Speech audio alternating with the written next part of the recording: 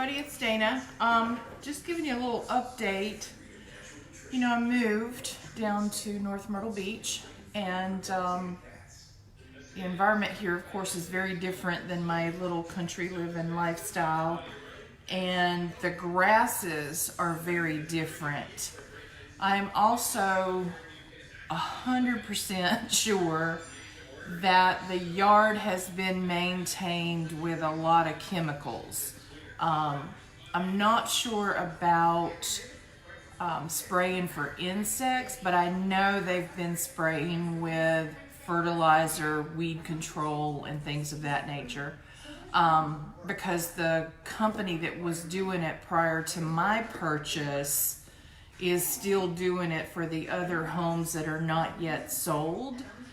And I saw them out there spraying the other day when they were doing those lawns.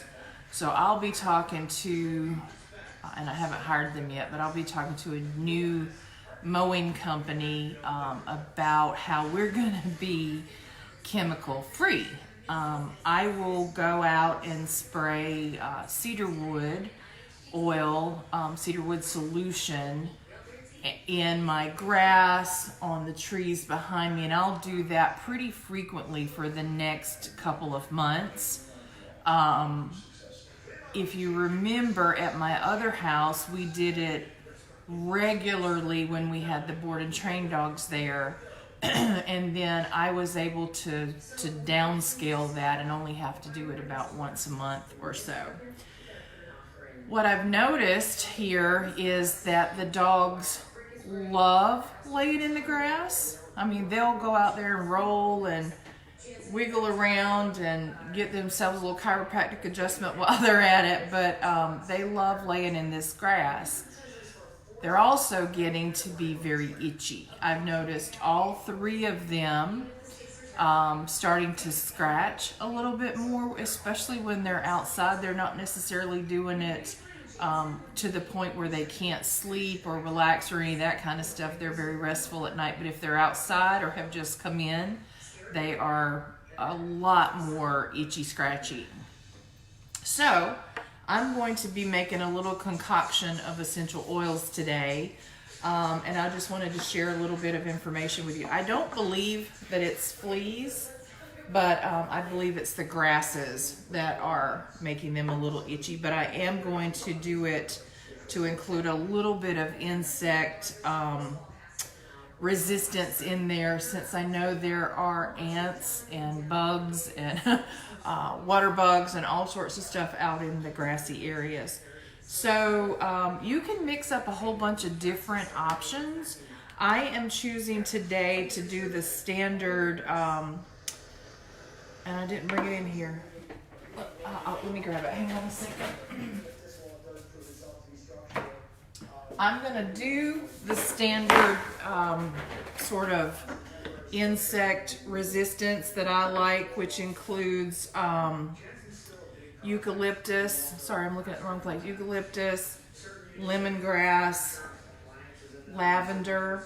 Remember, you can add geranium to that too. You could use Kunzea oil. I don't actually have any. I ordered some, but my order is lost in the change of address.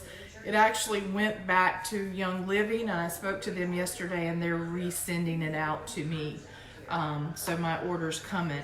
But eucalyptus, lemongrass with a little bit of lavender for the skin benefit. Also to add a little more floral note to the fragrance. I'm going to put a drop or two of citronella in there, and I'm going to add some Roman chamomile for the itchies, right? Add a little Roman chamomile for the itchies, and I'm also going to add some vitamin E to support the skin. So this is less about, although it's got the insect concoction in there, I'm really trying to address the soothing of the skin. So I'm going to be adding some vitamin E, and then my base will be witch hazel. You can use distilled water. You can use a little bit of cheap vodka. I don't have any apple cider vinegar here today. I realized that I hadn't purchased that at the grocery yet since the move, but I'll be adding a little bit of that to the mix later this afternoon. So get yourself a little spray bottle. I'm not going to fill this up, right? I'm just going to make a small amount and start spritzing the dogs and me, because I noticed that my feet were a little itchy last night, which is kind of what triggered the whole thing. Now I'm itching just thinking about it. But get yourself a little spray bottle. You can also use this kind of spray bottle. This is, I think, 2 ounces. This is going to be more like 4 ounces, maybe 8. I don't remember. Remember when you use plastic that they are for short-term use only. And what I mean by that is over time, essential oils will break down the plastic. It'll start to eat away at the plastic, and we don't want to use that. So for a temporary kind of solution, something that I might use for a couple of weeks, then these little spray bottles are okay. I may even rinse them out and reuse them a little bit later, but I'm never going to use them for like years on end as I would a glass bottle. Because I'm going to keep this outside on my patio, which is a concrete base, I'm not wanting to use glass out there. Glass is always our best option when we're mixing essential oils, but I don't want a glass bottle out on the patio when the dogs are playing and that sort of thing. So, trying to get our new adventure with some itchy scratchies under control and just soothe their skin a little bit and get things back on track. So hope this is helpful to you, and let me know what kind of concoctions you're making for your pets. Talk to you soon.